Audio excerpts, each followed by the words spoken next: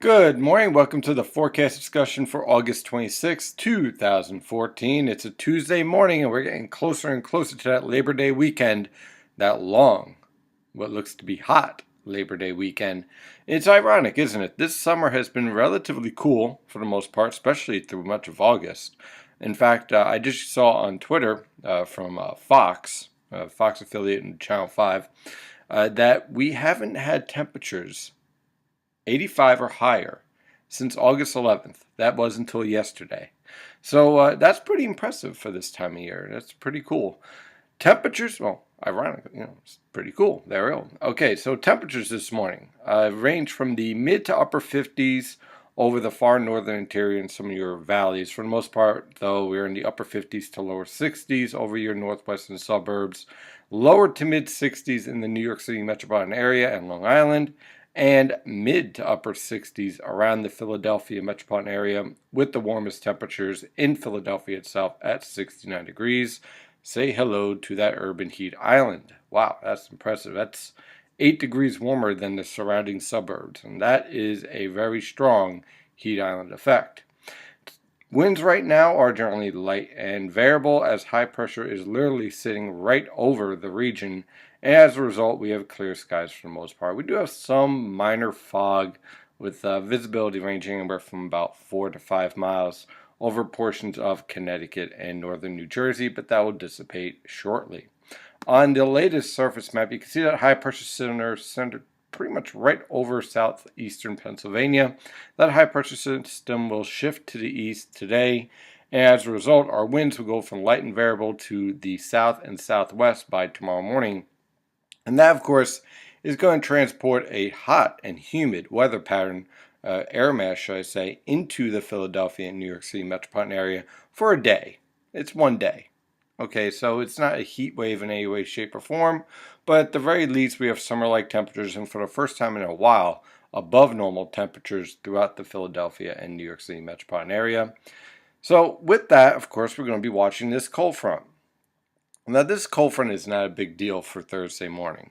It really isn't. It doesn't really have much punch to it as far as showers and thunderstorms. It does have a cooler polar air mass behind it, and that will knock down our temperatures for the last 2 days of the week to near to below normal temperatures. But for the most part, really not much of a weather maker for the region. The one good news is that this cold front will kick out Hurricane Cristobal into the northern Atlantic. As you can see on the radar, really not much going on here with that cold front. Now, when it moves through on Thursday morning, it could produce a few isolated showers and thunderstorms, much like what we're seeing over Michigan this morning. But that's about it, really. Most of the region will remain dry as that cold front moves through. On the infrared satellite picture, again, you can see high pressure in full control with clear skies throughout much of the region. That cold front is approaching from the west with a few isolated showers. Again, the majority of the focus right now with thunderstorms is over the central plains, and then that's going to shift up into southeastern Canada. But this cold front's going to be a major player in one respect, and that is to get rid of Hurricane Cristobal. Let's zoom in on this hurricane. Now, it's not the most organized hurricane. Let's be honest about that. The eastern side, should I say the western side of this hurricane is filled with dry air. There's some significant shear, and also, for the most part, it is a linear type of organization with the thunderstorms, which is pretty much the result of being under the influence of the trough that's to the north of this hurricane. So you can see the center is right here, right where this X is. And then you can see all the thunderstorms trying to wrap around the low-level center. Now, what's interesting with this hurricane, when we look at the observations as of 5 a.m., the pressure keeps on falling. It's down to 987 millibars. And it's moving to the north at around 12 miles per hour. Now, winds right now are 75 miles per hour. It's about 610 miles to the southwest of Bermuda. I want to reiterate, this hurricane has no threat whatsoever for the northern Atlantic, aside from some strong rip currents that will develop starting today and continue on through this upcoming weekend, unfortunately. But as far as the organization of it, I just find it interesting the way that, once again, for the past 3 years, we have dry air inhibiting the development and having a direct connection from pressure to wind with these tropical systems. And it's just something I just want to kind of point out. On the water vapor satellite picture, when you kind of zoom out, you can see all that dry air. But you see this area right here starting to back build. I think eventually what's going to happen as this trough leaves and lifts to the north and east and the western Atlantic ridge builds over it, that we will see rapid intensification. But this trough right here, that isn't the most defined trough, but strong enough to kick out Cristobal and leave it away from us and lift it up into the northern Atlantic. This trough will move through, produce some cool weather for Thursday and Friday, with temperatures near to slightly below normal. And then we return to a rather summer-like regime by the time we get to this weekend, as this trough digs a little bit and we get a little bit more of a ridge over the east. Overall, a zonal pattern, not much in the way of any significant storms or even strong heat ridges of that type of nature that we could see this time of year, but still much warmer than what we've been experiencing for much of the summer. So let's take a look at the latest forecast from the European Model Guidance via the Penn State UWall website. Again, for today, high pressure and control, tranquil weather conditions, temperatures ranging from the lower to mid 80s along the immediate coast and mid 80s everywhere else. Humidity will remain low today. You should really feel an increase in the humidity as you head into the evening hours, but it won't be anything like what we see tomorrow. Tomorrow, high pressure is off the coast. We have a southwesterly wind. A cold front is approaching for Wednesday evening. So we have a southwesterly flow transporting a more humid air mass into the Philadelphia and New York City metropolitan area. Temperatures will range from the upper 50s to lower 60s over the northern interior, lower to mid 60s along the coast and in urban locations.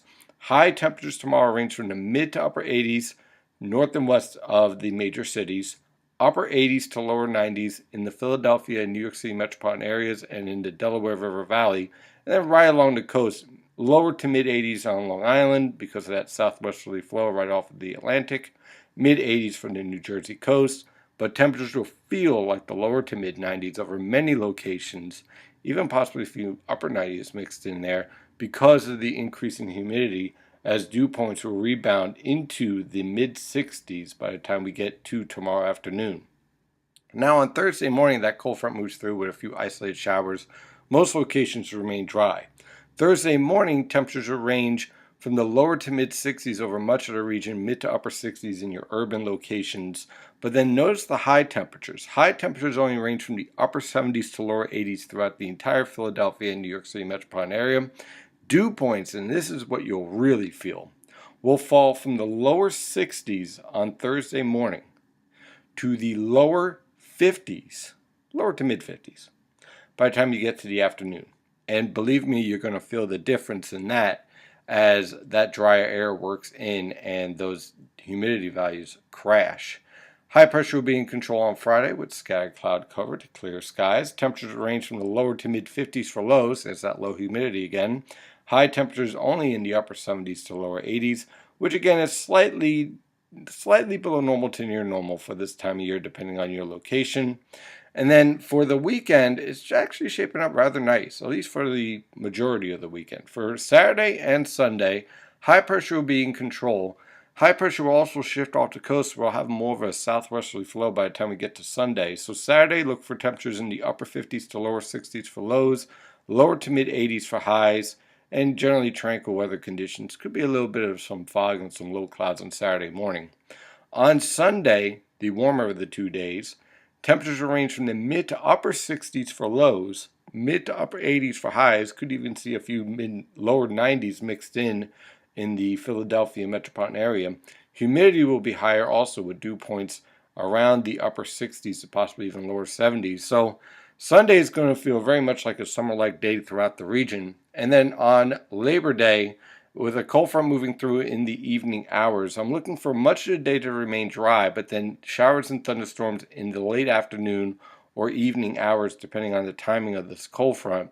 Some of these thunderstorms could be strong. Temperatures will range from the mid to upper 60s for lows, mid to upper 80s for highs, and then that rainfall moves through Monday night, which is Labor Day night.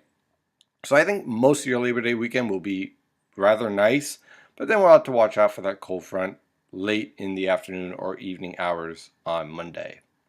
That is your forecast discussion for today. Of course, I'm your meteorologist, Stephen DiMartino. Follow the latest weather information at nynjpaweather.com and nynjpaweather on Twitter, Facebook, Google+, and LinkedIn. Have a wonderful day, and as always, stay safe out there.